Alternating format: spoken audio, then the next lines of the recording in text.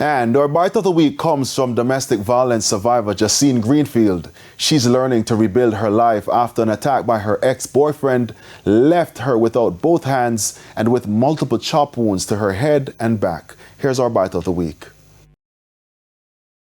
After I lost my hands, I did give up. When I say I did give up. And when I give up, like, I don't know what take place at school that following day, but I know one evening my son came home and he said to me, say, "Mommy, you just sit down here and throw down yourself so and give up.